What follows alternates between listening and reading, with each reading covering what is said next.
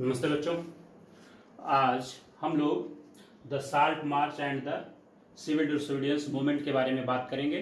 पिछली क्लास में हमने बात किया था कि गांधी जी ने कैसे असहयोग आंदोलन को विड्रॉ कर लिया था।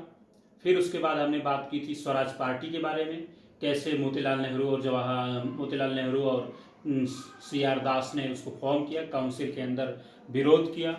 आफ्टर दैट हमने डिस्कशन किया था सर जॉन साइमन की अध्यक्षता वाले साइमन कमीशन की। फिर उसके बाद हमने बात की थी पूर्ण स्वराज की।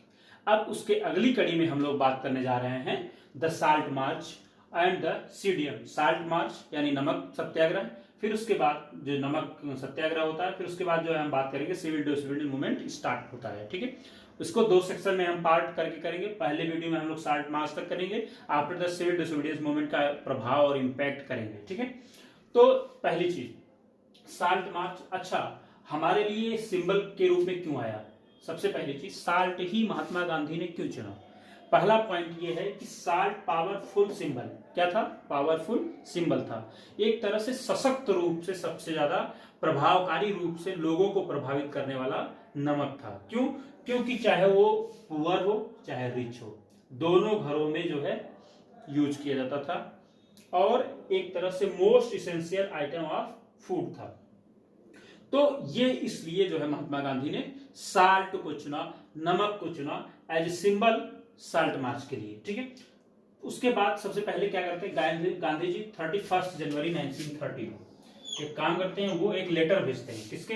एक लेटर भेजते हैं, sent a letter to viceroy Irwin. किसको भेजते हैं? टू वायसराय इरविन को भेजते हैं। ठीक है, 11 डिमांड्स की बात करते हैं। वो 11 डिमांड्स क्या थी उसके बारे में वो बात करते हैं। पहली डिमांड थी उनकी जनरल इंटरेस्ट से, जो कॉमन बातें थी, एक तरह से सामान्य जो इंटरेस्ट की बातें थी, पहले पॉइंट में उन्होंने इसको रखा था। फिर उसके बाद स्पेसिफिक क्लास के लिए, डिफरेंट क्लास के लिए और डिफरेंट क्लास के लिए डिफरेंट डिमांड्स थी।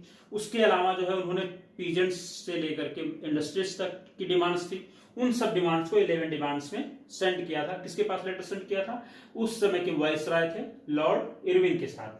इन्होंने लेटर डिस्पैच कर दिया। फिर उसके बाद क्या हुआ कि 11 मार्च को कांग्रेस लॉन्च करती है सीडीएम। ये गांधी जी कहते हैं, एक लेटर फिर से भेजते हैं या वायसराय इरविन को, और इरविन जो है मनमाने ढंग से उसको सुन ही नहीं रहे थे, उस पर कोई ध्यान ही नहीं दे रहे थे कि ऐसा कुछ भी होने वाला है, और गांधी जी को डिमांड को निगोशिएट कर रहे थे। इस तरह से गांधी जी क्या कहते हैं, 11 मार्च को एक लेटर लिखते हैं कि अगर आपने 11 डिमांड्स पे गौर नहीं किया तो Congress civil disobedience movement start कर देगी, सविनय अवज्ञा आंदोलन। सविनय अवज्ञा आंदोलन का मतलब क्या है? हम प्रार्थना पूर्वक, हम हाथ जोड़ करके, हम एक तरह से विनती करके आपके कानूनों को नहीं मानेंगे, तो ये चीजें हो रही थी। इस तरह से सीडीएम मतलब हम आपकी अवज्ञा करेंगे, आपके कानूनों का पालन नहीं करेंगे, और फिर उसके बाद जो है जितनी भी चीजें आप सरकार के द्वारा इंप्लीमेंट की जाएंगी उसको हम अवमानना करेंगे, उनकी बातों को नहीं मानेंगे। इस तरह से हम एक तरह से विरोध प्रदर्शन करेंगे। ठीक है, तो 11 मार्च को क्या हुआ? 11 मार्च को जो है नहीं उस पर ध्यान देते हैं वायसराय। फिर उसके बाद कांग्रेस लॉन्च करती है सीडीएम। तो गांधी जी क्या करते हैं, साल्ट मार्च का जो इंपॉर्टेंट थिंग्स है उसमें डिस्कस करते हैं। उसमें क्या था?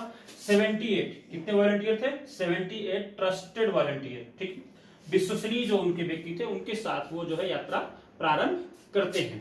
ठीक है, फिर उसके बाद वो कहां से प्रारंभ करते हैं? साबरमती। कहां से? उनके आश्रम का क्या नाम था? साबरमती टू डांडी। डांडी क्या था? कोस्टल टाउन था। Sabarmati nowadays situated in Ahmedabad district, Gujarat. ठीक है, गुजरात के साबरमती जो खुद उन्होंने आश्रम बनाया था, साबरमती आश्रम, फिर वहां से स्टार्ट करते हैं, डांडी के लिए प्रस्थान करते हैं। डांडी क्या था? डांडी एक कोस्टल टाउन था जहां से उसकी दूरी 240 मील थी। कितनी दूरी थी? 240 मील की दूरी थी। फिर उसके बाद कोस्टल टाउन तक जाते हैं, 24 डेज में यात्रा तय करते हैं। कितने दिन में?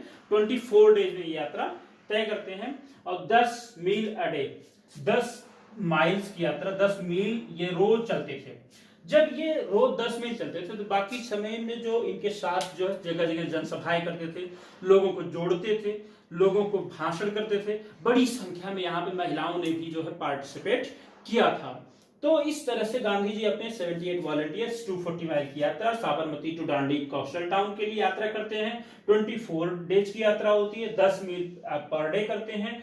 फिर उसके बाद क्या कहते हैं 6 अप्रैल का डेट आता है जब जो है कोस्टल यानी डांडी पहुंचते हैं। कहां पहुंचते हैं? डांडी पहुंचते हैं। डांडी पहुंचते हैं तो 6 अप्रैल को ये क्या करते हैं? रीच्ड डांडी, डांडी पहुंचते हैं। फिर उसके वायलेटेड द लॉ, और ये कानून को तोड़ते हैं सिंबल के रूप में, सेरेमोनियली, ठीक है, ये सिंबल के रूप में वायलेट करते हैं कानून को। फिर उसके बाद manufacturing salt by boiling sea water, वो जो है समुद्र के जो उबलता खौलता जल था उसमें जो है वो नमक बना करके सिंबल के रूप में के इस कानून को तोड़ते हैं। इस तरह से है इनका जो साल्ट मार्च था वो गांधी जी का चलता है, और यहीं से जो है सीडीएम स्टार्ट होता है।